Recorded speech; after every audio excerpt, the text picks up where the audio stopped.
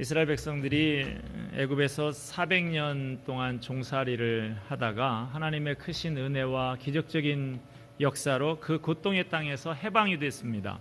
그래서 이제 곧 그들은 하나님이 약속하신 젖과 꿀이 흐르는 땅 가나안 땅에 들어가 살게 됩니다. 우리가 살펴보고 있는 이 신명기의 말씀은 그 땅에 들어가기 직전에 주어진 말씀이라고 제가 이미 말씀드렸죠. 신명기에서 하나님께서는 약속의 땅에 들어가서 복을 누리고 사는 비결을 다양한 각도에서 말씀을 해주고 계십니다. 그들이 들어가서 살 나라는 하나님께서 은혜로 주신 하나님의 나라인데, 하나님의 나라는 어떤 정신을 가지고 사는 나라가 되어야 하는지를 말씀해주고 계십니다. 그 중에 하나가 오늘 본문에 나오는 도피성에 관한 말씀이에요. 도피성이라고 하는 제도를 통해서 하나님의 다스림을 받는 나라는 어떤 나라이고 그 백성들은 어떤 마음을 품고 살아야 하는지를 알려주고 계십니다. 성경에 보면 하나님께서 같은 내용을 반복하시는 경우가 몇 군데 있는데요. 그건 하나님께서 그 내용을 잊지 말고 기억해서 반드시 지키도록 하기 위해서 그렇게 하신 것이죠. 오늘 본문에 나오는 도피성 이야기가 그 중에 하나입니다. 도피성은 오늘 본문에만 나오는 게 아니고요. 모세 오경에만 해도 여러 번 반복해서 나옵니다. 그만큼 이 도피성 제도를 하나님께서 중요하게 여기신다는 것을 알 수가 있습니다.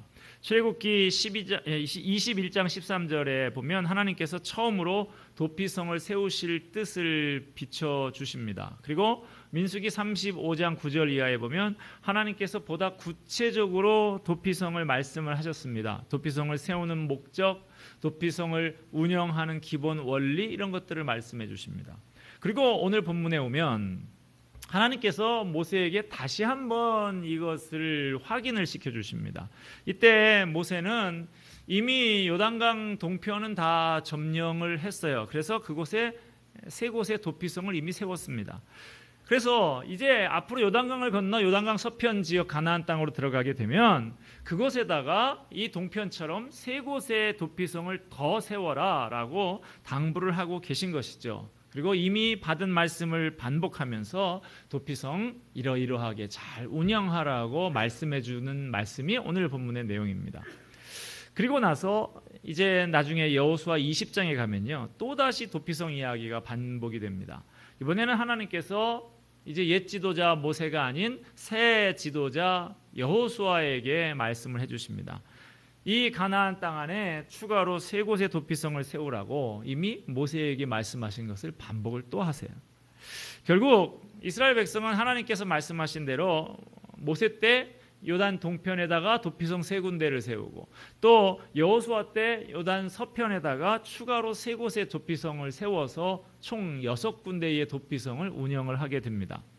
하나님께서 이렇게 반복적으로 확인하면서 도피성을 세우게 하신 이유가 뭘까? 도피성이 뭐고 또 어떤 의미를 갖는 것이기에 이렇게 여러 번 반복을 하시는 것일까? 우리가 한번 살펴보기를 원합니다. 도피성이란 뭐냐? 도피성이란 부지 중에 과실로 사람을 죽인 사람을 보호하기 위해서 만든 성읍을 말합니다.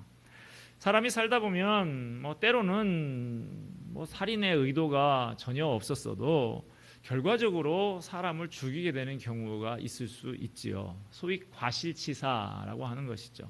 예를 들어서 자동차들 운전 많이 하시는데 자동차 운전하다가 그 사고 난 분들 이야기를 들으면 이상하게도 이 길은 내가 그렇게 다니던 길인데 오늘따라 안 보였다고 그런 이야기들을 해요. 그래서 사람 치면 죽는 것이죠, 쉽게. 건물 위에서 잘못해서 물건을 떨어뜨렸는데 때마침 또 그 밑에 사람이 지나가다가 맞아서 죽는 경우도 있습니다. 이에 대해서 오늘 본문 신명기 19장 5절 말씀에 이렇게 예를 들어서 설명을 하고 있습니다.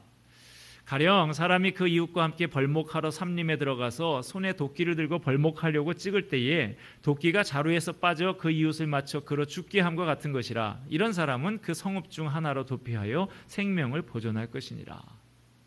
산에 가서, 요즘엔 산에 가서 도끼로 나무 하시는 분 없지만 예전에는 많이 있었던 일 아닙니까? 도끼로 나무를 찍다가 힘있게 쾅쾅 찍는데 이 도끼날이 확 날아가서 건너편에 나무하던 사람한테 맞아 죽었다. 이런 예를 드는 거예요. 그 무슨 그런 의도가 있었겠습니까? 다 이웃 사람들인데. 그런데 이렇게 또 죽은 사람은 또 억울하니까 그것을 보복하려고 한다는 말이죠. 그래서 이런 사람들 도피성으로 가서 피해서 살 수 있도록 해라 하는 것입니다. 민수기 35장 22절에서 25절 말씀 보면 또 다른 예가 나오는데 제가 읽어드립니다. 악의가 없이 우연히 사람을 밀치거나 기회를 엿봄이 없이 무엇을 던지거나 보지 못하고 사람을 죽일 만한 돌을 던져서 죽였을 때에 이는 악의도 없고 해하려 한 것도 아닌즉 회중이 친자와 피를 보복하는 자 간에 이 규례대로 판결하여 피를 보복하는 자의 손에서 살인자를 건져내어 그가 피하였던 도피성으로 돌려보낼 것이요 그는 거룩한 기름 부음을 받은 대제사장이 죽기까지 거기 거주할 것이니라. 당시에는 아직 사법제도가 완비되어 있지 못한 상황이었습니다. 그래서 살인사건이 일어나게 되면 피살자의 가족이 또는 그 가까운 친족들이 그 원수를 대신 갚는 거예요. 사람들은 자기 자신이나 자기 가족이 손해를 입고 상처를 받으면 감정적으로 반응하기가 쉽습니다. 그 동기나 과정 그런 거 따지기보다는 결과만 가지고 흥분을 해서 화를 냅니다. 그래서 고의가 없이 실수로 살인을 저질렀는데도 정당한 재판을 받기도 전에 감정적으로 무자비한 복수가 행해질 수 있는 것이죠. 이런 일을 방지하기 위해서 하나님께서 우발적인 살인자를 우선 도피성으로 대피하게 하시고 정당한 재판 절차를 밟도록 하신 것입니다. 하나님께서 이 도피성 제도를 약속의 땅을 더럽히지 않기 위해서 만들었다라고 민수기 35장 34절에서 말씀합니다. 제가 읽어드립니다. 너희는 너희 거하는 땅 곧 나의 거하는 땅을 더럽히지 말라. 나 여호와가 이스라엘 자손 중에 거함이니라.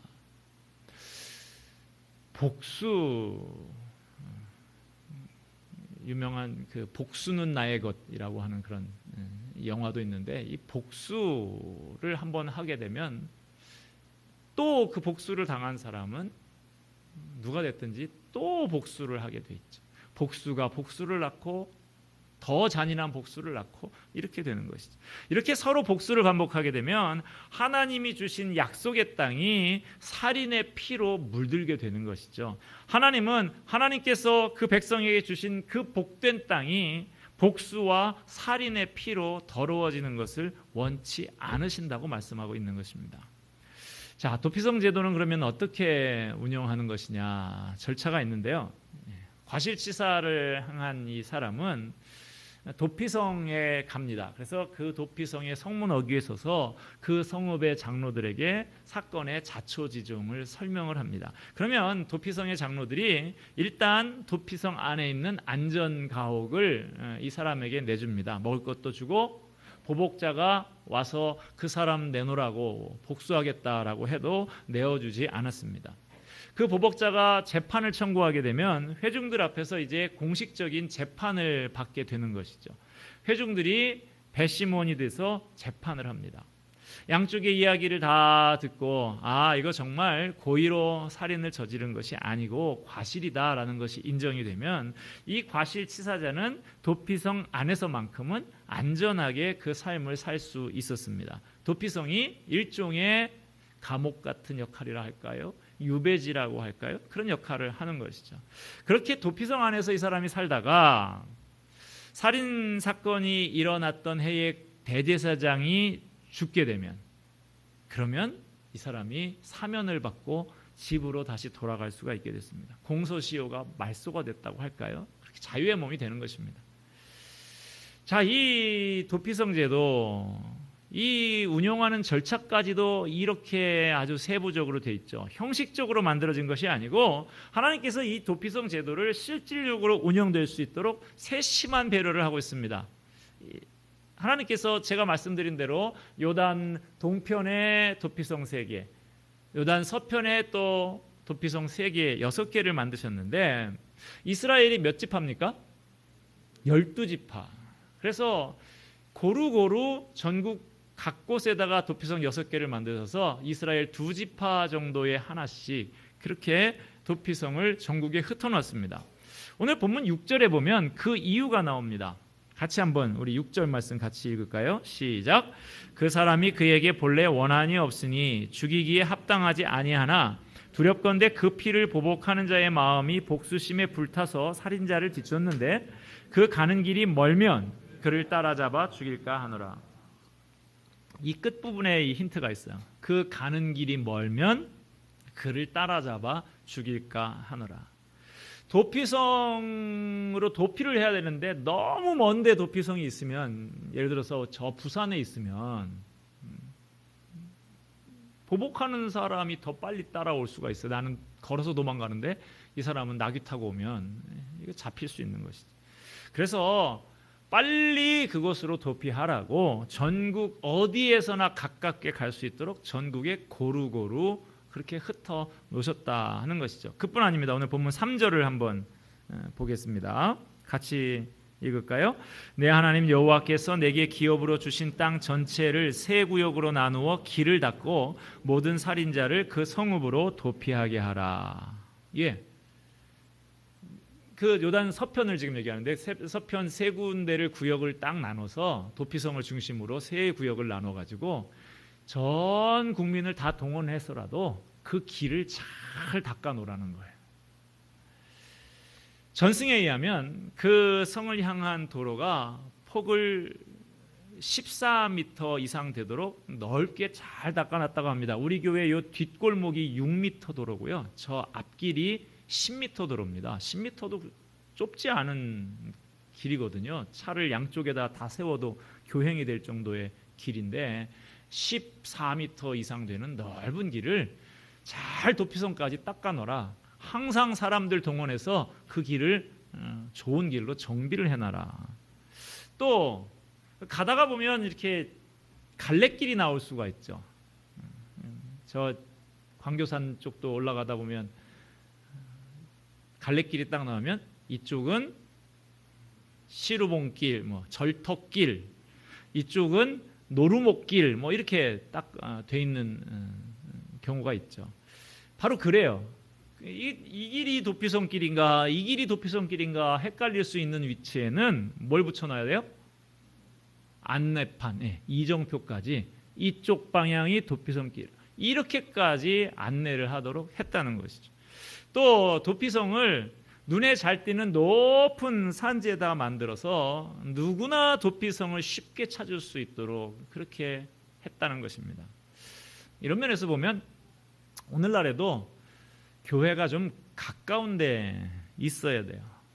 그래야 출퇴근길에도 한 번씩 들려서 기도도 하고 가고 그렇게 할 수 있는 것이죠. 그래서 제가 누누이 말씀드리지 않습니까? 어떻게 하라고? 이사는 어디로 하라고?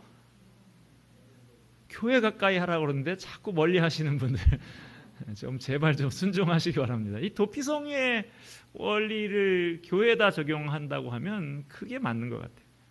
그리고 도피성의 문은 언제나 들어갈 수 있도록 24시간 개방하도록 했습니다. 보통 예전에는 적들이 침투할 수 이러기 때문에 저녁이 되면 성문을 딱 닫는 것이죠. 그런데 도피성만큼은 24시간 개방해라. 도피자가 낮에만 온다는 법이 있어요. 열심히 달려서 저녁에 왔는데 성문 닫혀 있어서 그래서 잡혀 죽는 일이 없도록 하나님께서 이 정도까지 아주 세세하게 시행 규칙까지 만들어서 그 도피성 제도를 지키도록 하셨다라고 하는 것입니다. 우리는 이러한 구약 시대의 도피성 제도를 통해서 우리의 영원한 피난처가 되시는 예수님을 보게 됩니다. 구약의 많은 부분들이 그러하듯이 도피성은 바로 예수 그리스도의 모형이고 그림자입니다. 누구든지 도피성에 들어가는 자마다 생명의 보호를 받고 건짐을 받듯이 누구든지 예수님께 나오기만 하면 모든 죄를 용서받고 구원받고 영생을 누린다라는 진리를 예표하는 것입니다. 주님이 우리의 도피성이십니다. 주님이 우리의 피난처십니다. 세상의 악한 자들이 우리를 위협한다 할지라도 그들이 결코 우리를 넘어뜨릴 수 없습니다. 이 도피성 제도는 또한 유대인들만을 위해서 만든 제도가 아닙니다. 그 지경에 사는 사람들은 유대인들뿐만 아니라 이방인들에게도 이 제도가 적용되도록 했습니다. 도피성이 유대인이나 헬라인이나 모두에게 필요한 것처럼 예수님 또한 남녀노소 빈부 귀천 피부와 인종에 상관없이 누구에게나 차별 없이 구주가 되신다라는 것을 보여주는 것이죠. 도피성으로 피한 사람은요, 반드시 그곳에만 머물러 있어야지 거기를 떠나면 보호를 받을 수가 없었습니다. 그 사람이 생명을 보존할 수 있는 유일한 길은 도피성 안에 있는 것입니다. 그것을 빠져나오면 보호를 받을 수가 없어요.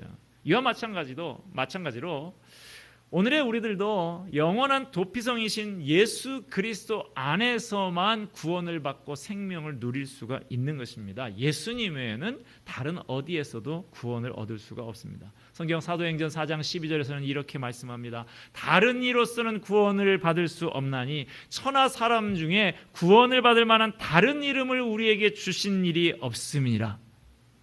다른 이름을 우리에게 주신 적이 없다. 예수 그리스도만이 우리가 구원을 얻을 수 있는 유일한 도피성, 유일한 피난처가 되신다고 그렇게 선언하고 있습니다.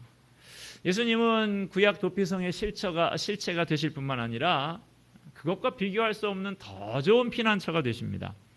구약의 도피성은 과실치사자만 그곳에 이동해서 찾아가서 들어가야 합니다마는 예수님께서는 언제나 우리 옆에 항상 함께 계십니다.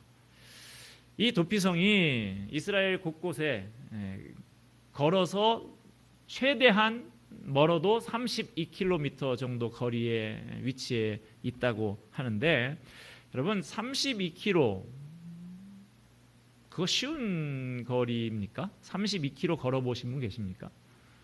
저는 군대에서 특공대에 있어가지고 특별히 공부들 못하는데 대가리만 단단하다, 이게 이제 특공대라고 그러는데 천리행군이라는 걸 해요. 천리를 걷는 거예요. 천리면 400km 정도 되죠. 그런데 그걸 뭐 하루에 걷는 게 아니고 그거 그냥 우리 주제가가 있어요. 오늘도 걷는다마는 맨날 같이 걷는데 그래도 하루 걸은 양을 이렇게 지도로 표기를 해보면 한 30-40km 정도 걷습니다. 그 피가 끓는 장정들도 하루에 걷는 거리가 30-40km인데 32km, 이거 결코 가까운 거리가 아닙니다. 그런데 우리 주님은 언제나 우리 곁에 함께 계신다라고 하는 사실입니다. 요한복음 14장 17절에 보면 우리 주님은 우리와 함께 거하시고 우리 속에 계시겠다고 약속을 하십니다. 그 약속대로 또 다른 보혜사 성령을 우리에게 보내주셨습니다. 자, 우리가 예수님 만나기 위해서 어디로 찾아가야 될까요? 따로 어디로 갈 필요가 없어요. 우리의 도피성이신 주님은 언제나 우리와 함께 하십니다. 우리가 있는 그곳에서 주님의 이름을 부르면 주님은 바로 거기에서 들으시고 그곳에서 응답하십니다. 또 구약의 도피성은 살인한 사람만을 위한 도피성이었지만 예수 그리스도는 누구나 피할 수 있는 도피성이 되십니다. 구약의 도피성 제도는 실수로 죄를 지은 사람만 받아줬지요. 그러나 예수님은 고의든 과실이든 큰 죄든 작은 죄든 알고 지은 죄든 모르고 지은 죄든 드러난 죄든 숨겨진 죄든 주님 앞에 나와서 용서를 구하기만 하면 모든 죄를 용서해 주십니다. 중요한 것은 내가 죄인이라는 것을 깨닫고 하나님 앞에 엎드려 용서를 구하는 것입니다. 하나님께서는 자기 죄를 인정하고 용서를 구하면 다 용서해 주신다고 약속해 주고 있습니다. 요한일서 1장 9절 말씀입니다. 만일 우리가 우리 죄를 자백하면 그는 기쁘시고 의로우사 우리 죄를 사하시며 우리를 모든 불의에서 깨끗하게 하실 것이요. 저희 집이 제가 이사를 하고 나서 보니까 먼저 새를 살던 가정에서 벽에다가 브라켓이라 그러죠. 이렇게 벽걸이 TV를 거는 것을 이렇게 구멍을 여기저기 뚫어놨는데 셋집에다가 그걸 많이 투자하고 싶지는 않아서 이걸 어떻게 가릴까? 저희 집엔 TV가 없어서 이걸 가려야 되겠는데 보기는 싫고 그래서 모조 그림을 하나 샀습니다. 구스타프 클림프의 키스라고 하는, 남녀가 키스를 하고 있는 그림이에요. 금으로 이렇게 막 그린 그림인데 이제 모조입니다. 그냥 저는.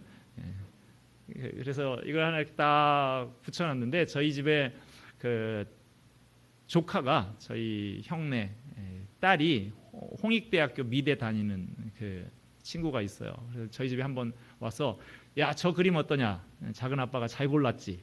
그랬더니 이 친구가 작년에 그 교환학생으로 독일 함부르크에 가가지고 이 근처 뭐 오스트리아 이런 데 다 여행을 했더라고요. 그래가지고, 작은 아빠, 저는 오스트리아 가서 저 그림 원화를 보고 왔답니다.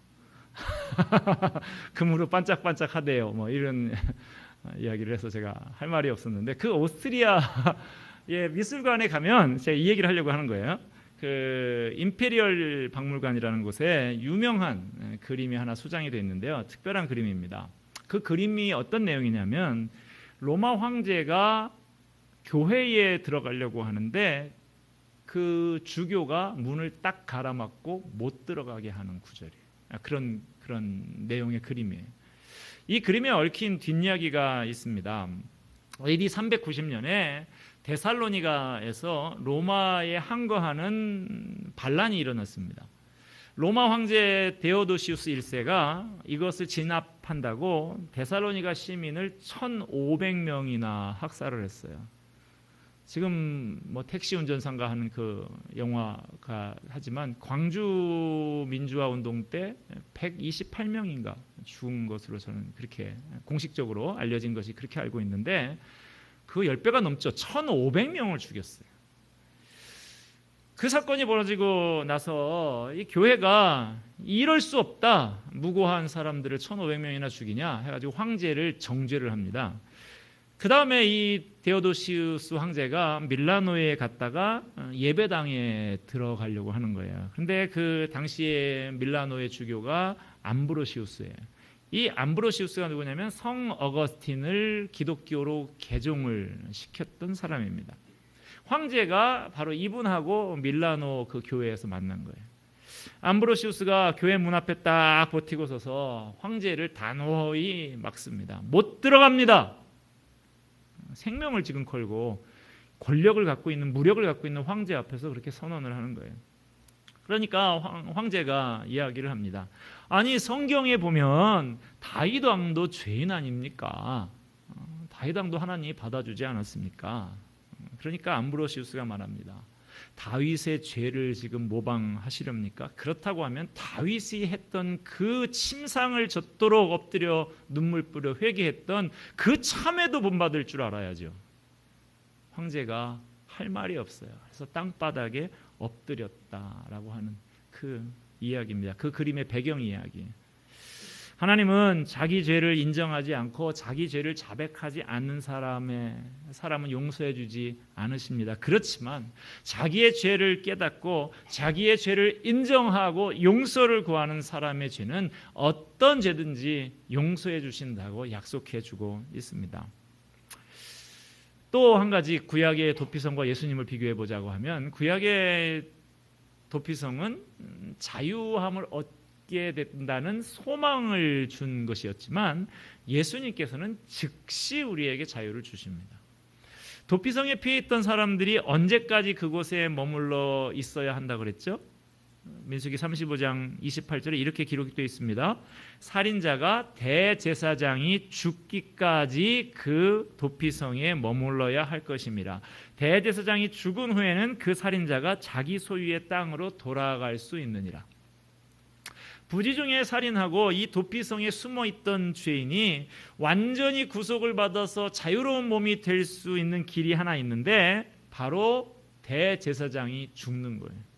살인자가 도피성에 들어갈 당시에 대제사장이었던 사람이 죽게 되면 이 도피성에 숨어있던 사람에게 사면령이 내려지게 됩니다. 그때야 비로소 도피성에 피해 있던 죄인이 온전한 자유의 몸이 되어서 자기가 속해 있던 사회로 다시 복귀할 수 있고 그 가정으로 돌아가고 그 옛 기업도 다시 회복될 수 있었던 것입니다. 이런 상상을 저는 해봤어요. 어떤 사람이 그 당시 상황에서 과실치사를 범하고 도피성에 피했습니다. 그런데 이 사람 엄청나게 재수가 좋아요. 대제사장이 다음날 죽습니다. 아마도 그 도피성에 들어간 사람들은 다 열심히 기도할 거예요. 대제사장 빨리 죽어라. 빨리 죽어라. 근데 하루 만에 죽으면 그 사람은 하루 만에 사면 되는 거예요. 10년 만에 죽으면 10년 뒤에나 나올 수 있어요. 50년 동안 대제사장이 안 죽으면, 대제사장 명이 길면 이 사람은 50년 동안 거기에서 갇혀 있어야 되는 거예요. 최악의 경우는 내가 대제사장보다 먼저 죽으면 이 사람은 그냥 일평생 거기에서 그냥 죽어서 관에 담겨서나 나올 수 있는 것이죠. 그런데 우리 주님은 어떠냐? 세상 죄를 지고 가는 하나님의 어린 양으로서 이미 십자가에서 죽으시고 구원을 이루셨습니다. 우리 주님은 단번에 영원한 효과적인 속죄를 이루셨습니다. 그렇기 때문에 구약의 도피성보다 훨씬 더 좋은 도피성이다라고 하는 것입니다. 대제사장의 죽음, 이것도 역시 예수 그리스도의 죽음의 상징이고 모형입니다. 우리는 예수님의 죽음을 통해서 죄와 사망으로부터 완전한 자유를 얻을 수 있게 된 것입니다.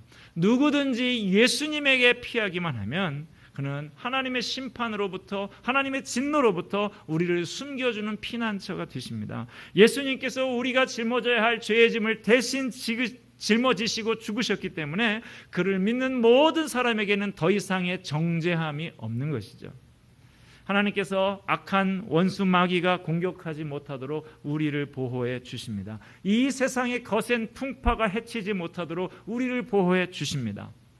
일찍이 살면서 이 하나님의 은혜를 체험했던 많은 믿음의 선진들이 한결같이 노래합니다. 나를 눈동자같이 지키시고 주의 날개 그늘 아래 감추사.